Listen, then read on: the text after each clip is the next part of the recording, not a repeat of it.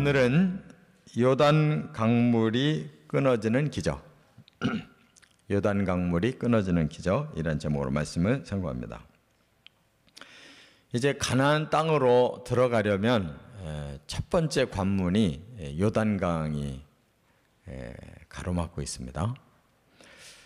출애굽을 할 때에도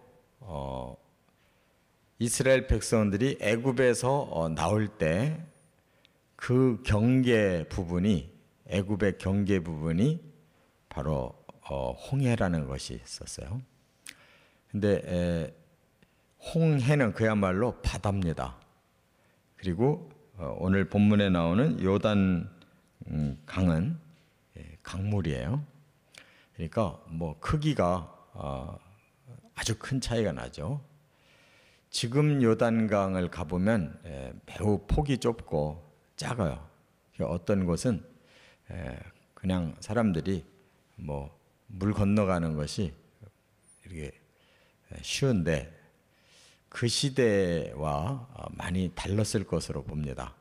오늘 이 본문의 내용을 보면 그 200만 이상이나 되는 그 이스라엘 백성들이 건너가기 위해서 하나님이 강물을 끊을 정도의 기적을 일으키셨으니까 더구나 이 절기가 미리 수확되는 절기라고 그랬어요. 그러면 양력으로 보면 한 5월경쯤 이렇게 되리라고 생각을 합니다. 그렇기 때문에 물이 항상 넘쳤다는 거예요. 말하자면 가장 물이 많은 때였다 하는 거예요. 그런데 하나님께서 홍해를 가르고 건너가게 하신 것처럼 또 이스라엘 백성을 요단강을 가르고 건너가서 이제 첫 번째 여리고 성을 점령하도록 이렇게 하셨어요. 이게 왜 이 요단강에 기적을 주셨느냐? 이것은 물리적인 기적에도 큰 그 영향력이 있지만 더 중요한 것은 영적으로 하나님께서 이 강을 건너감으로써 말하자면 백성들을 더 거룩하게 변화시키는 그런 성결, 영적 세례를 의미하고 있어요.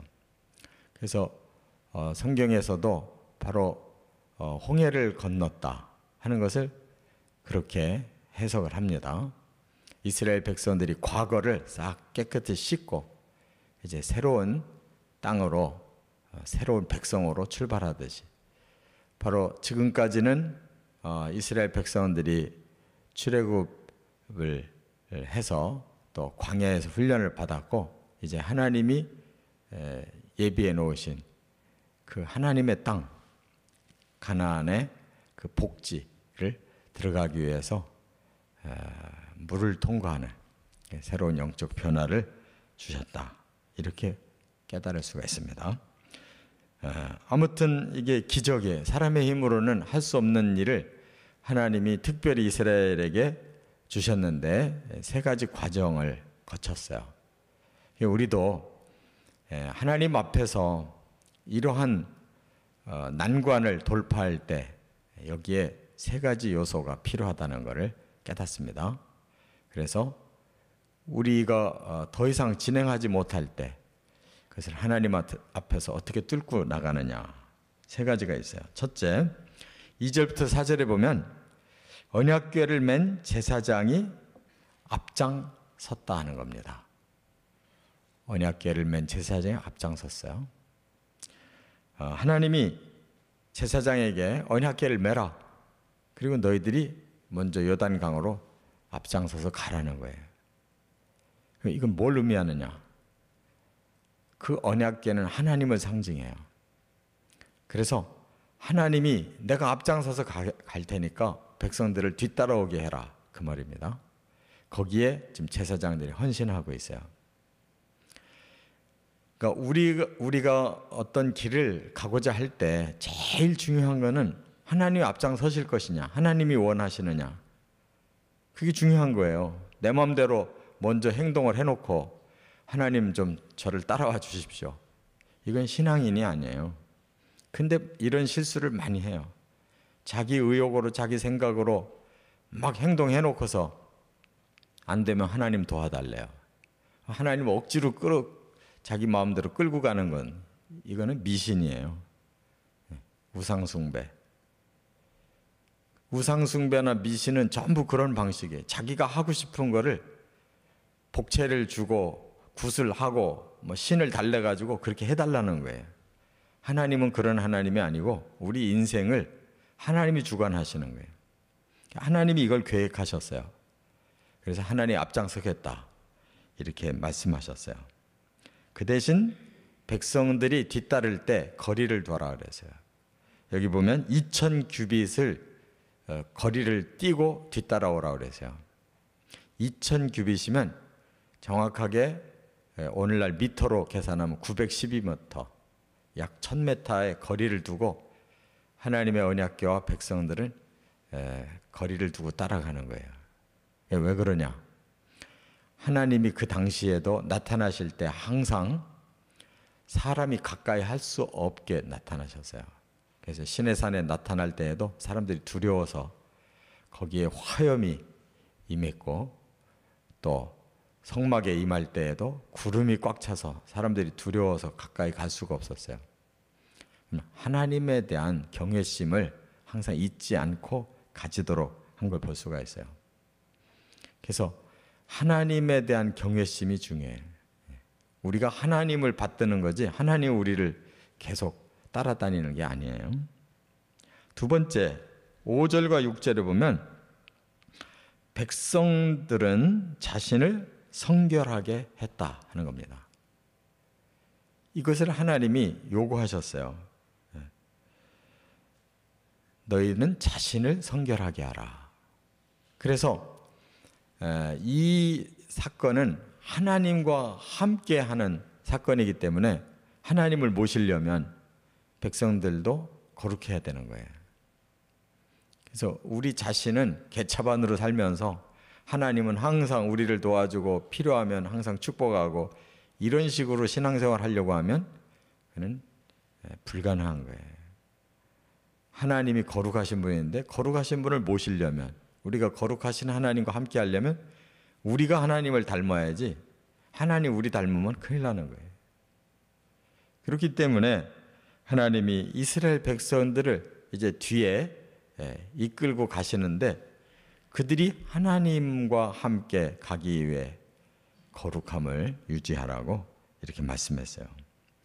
그래서 신앙생활을 잘하고 하나님과 동행하려면 점점 우리가 하나님의 그 거룩하심을 닮아가야지, 하나님을 점점 닮아가고 성화가 되어가야지. 오래 믿었는데 더 이상해졌다. 사람이 더 비인격적이 되고 생각하는 것이 세속적이고 이러면 하나님과 함께 갈 수가 없어요. 하나님하고 반대편에 서 있으면. 이것이 우리들의 문제를 푸는데 아주 중요한 거예요. 우리가 하나님을 바싹 가까이 나가려면 하나님 닮아야 된다는 거예요. 세 번째는 7절부터 17절까지 보면 제사장은 요단물을 밟고 섰다는 거예요. 제사장들이 물이 철철 흐르는데 하나님이 앞으로 나가라 그랬어요. 요단 강물을 밟아라. 이 말은 믿음으로 행동하라는 거예요. 요단 강물을 쳐다보지 말고 하나님 말씀을 그냥 믿음으로 순종하라는 거예요. 그래서 제사장들이 물이 철철 흐르고 있는 요단 강물을 밟았어요. 그랬을 때 물이 끊어지기 시작한 거예요. 근데 홍해바다하고 요단 강물은 끊어지는 방법이 달라요. 홍해바다는 항상 물이 넘쳐 있는 곳이기 때문에 가운데가 갈라지기 시작했어요. 하나님이 밤새 바람을 부르시면서 물이 갈라져서 마른 땅이 됐다고 그랬는데 여기 오늘 본문은 그게 아니에요. 이 요단강은 북쪽 갈릴리에서부터 남쪽 사해까지 이렇게 북에서 남쪽으로 물이 흐르고 있어요. 그래서 끊어진다는 것은 위에서 물이 막혀 있는 걸 말하는 거예요. 그럼 아랫물은 말하자면 댐과 똑같은 거예요. 물이 흐르는 걸 중간에서 댐을 막으면 그 댐에만 물이 넘쳐서 가득하고 그 밑으로는 물이 싹 빠져버리는 거예요. 지금 그런 식으로 됐어요. 그래서 저 위에 멀리 사르단, 아담이라는 지역에 물이 뚝을 이뤘다 그랬어요. 그리고 그 밑에 물은 싹 빠져버리니까 200만이 넘어간 거예요. 그래서 고고학자들도 이 사르단 지역을 밝혀서 그곳에 그런 물의 흔적, 그렇게 물이 뚝을 이룰 정도면 굉장히 지형이 그런 변화가 되고 그럴 만한 사건이 그 고고학적으로도 발견이 된다는 거예요. 그래서 많은 그런 그 고고학적으로 그런 흔적과 유물을 발견했다고 하는 그런 주석책이 나와 있는데, 아무튼 하나님의 기적을 뭐 우리가 꼭 과학적으로 증명을 해내야만 되는 건 아니고, 그러나 학자들은 그걸 사실로 확인해 보려고 한 그런 흔적이 있었어요. 이와 같이 실제로 기적이 일어날 때 누가 헌신을 했느냐? 바로 제사장들이 헌신한 거예요. 제사장들이 잘못 그들이 들어갔다가는 죽는 겁니다. 물에 휩싸이면 죽는 거예요. 그런데 물이 흐르고 있는데 물을 밟고 들어가라는 거예요. 그럴 때 기적이 일어났고 그들이 계속 그 물에 서 있으라고 그랬어요. 왜? 물에 제사장들이 밟고 서 있는 그곳에 기적은 계속 이루어져서 백성들이 다 건너간 거예요. 그리고 그들이 마지막에 건너간 겁니다. 책임지고. 아마 믿음이 없었으면 얼른 건너가 버렸을 거예요. 뒷일을 책임질 수 없으니까. 제사장들은 끝까지 그 자리에 서서 백성들 다 건너갈 때까지 있었어요. 그게 책임자의 모습인 거고, 그게 사명자고, 그게 헌신이라는 겁니다. 우리는 헌신을 하나도 안 하고 복만 받고 싶고 아주 편리하게 살고 싶은데, 그래가지고는 하나님이 주시는 기적을 체험할 수가 없어요.